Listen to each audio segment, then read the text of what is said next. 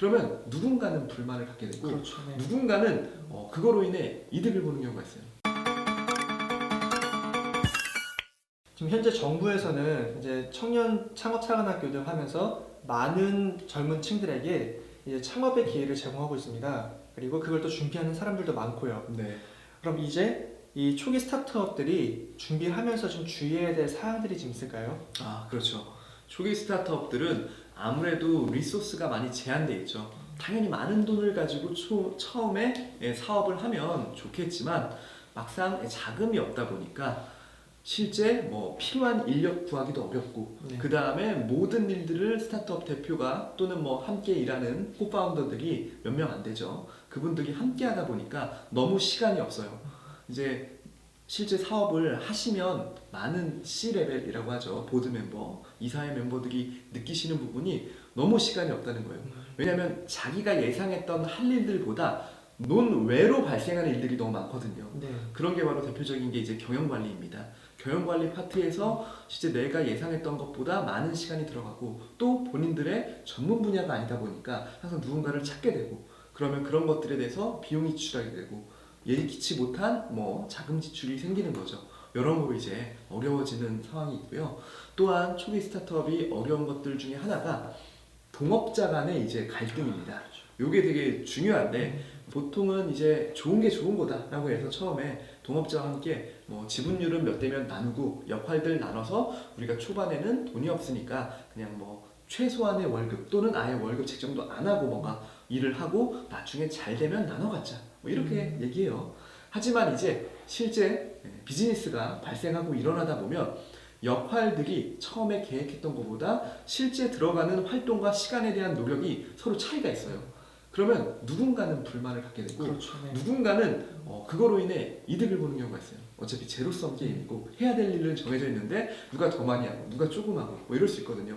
돈도 누가 더 가져가고 덜 가져가고 그러다 보면 불만이 쌓이면 서로 이게 자연스럽게 논의가 돼서 뭔가 해결이 되면 좋은데 그 해결이 안 되는 경우가 종종 생깁니다.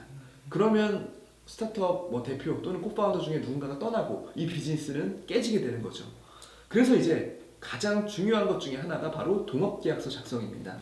코파운더들끼리 서로 동업계약서를 명확하게 작성하는 게 중요한데 본인들의 전문성들은 각자 있을 거예요. 그래서 이제 그게 하나가 돼서 같이 이 사업을 꾸려보자 라고 의기투합한 거니까 그러면 각자의 역할들을 상대적으로 되게 구체화하고 동업계획서에 그런 것들을 다 담는 거죠. 그 내용들을 A라는 사람의 역할들은 여기서부터 여기고 B라는 사람의 역할들은 여기서 여기고 그것들은 주기적으로 우리가 월간 보고 어떤 분기 보고를 통해서 점검하고 그거로 인해 보수 책정이나 성과를 명확하게 규명하고 달성 여부를 확인하고 이런 것들을 다 동업계약서에 명확히 기술하는 게 중요합니다. 그 다음에 또 중요한 게 진짜 그거로 인해 결과가 바로 매출이겠죠. 회사 입장에선 수익이 발생하는데 그 수익을 나눠가는 과정이 사실 앞단의 그 노력의 결과물이잖아요. 근데 그 노력은 말씀드린 대로 계획과 실제는 좀 차이가 있을 수 있어요. 그러면은 그 나중에 결과가 실제 그 사람들의 차이로 인해 발생한 것들을 보전할 수 있게 계약서에 담겨 있어야 돼요. 즉 수익 성과의 어떤 배분 이런 것들은 연 단위로 다시 뭔가 조정한다. 이러한 것들이 계약서에 기술이 돼 있어야지. 그렇지 않으면 난 열심히 했는데 가져가는 건 똑같아요. 그럼 이 사람이 불만이 생겨요. 불만이 생기는데 계약서에는 그런 것들을 조정한다는 논의가 없으면 이 협상 테이블에 같이 있는 경우가 흔치 않습니다. 물론 잘 됐을 때의 얘기인데 잘 됐으면 사실 자기가 손해보는 얘기를 먼저 잘 안 하는 경향이 있잖아요. 사람들에게. 서로 이제 불편해진다는 거죠. 그래서 처음부터 동업계획서에 되게 상당히 자세한 어떤 역할들에 맞는 보수, 보상 이러한 체계들을 기술하는 게 필요하다.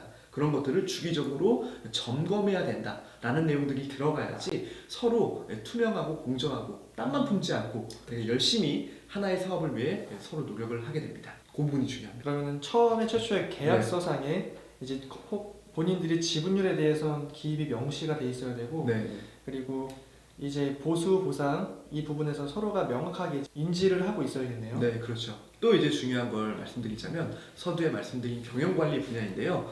스타트업들은 마케팅 전문가 아니면 뭔가 개발자, 기술 분야, 서비스 분야 자기네들이 갖고 있는 아이디어나 기술을 발현시키기 위한 전문가들이에요. 네.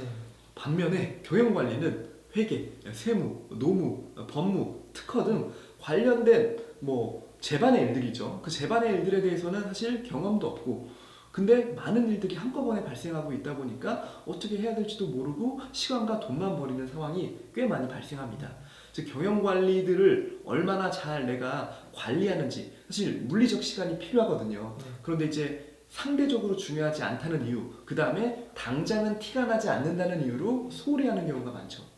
그거로 인해 이제 스타트업이 피해보는 부분이 바로 뭐 세금 신고, 기한 내에 신고를 못해서 가산세를 낸다거나, 아니면은 세금 정리를 못해서 그냥 발생될 수 있는 뭐 세금을 충분히 줄일 수 있음에도 불구하고 그냥 뭐 매출이 그대로 이익으로 연결돼서 세금을 왕창 맞는다거나, 아니면 노무관계를 근로계약서 되게 소홀하게 대충 형식적인 것만 썼다가 저 사람이 뭐 불만을 갖고 뭔가 우리 회사에 해코지한다거나, 그래서 서로 갈등이 발생해서 뭐 퇴직금도 내고 주휴수당, 연차수당, 내가 생각하지 못한 것들을 서로 계약을 통해서 처음부터 정해놨으면 상관없는데 그렇지 않아서 발생하게 된 현금의 유출, 즉 손해들이 좀 꽤 있습니다.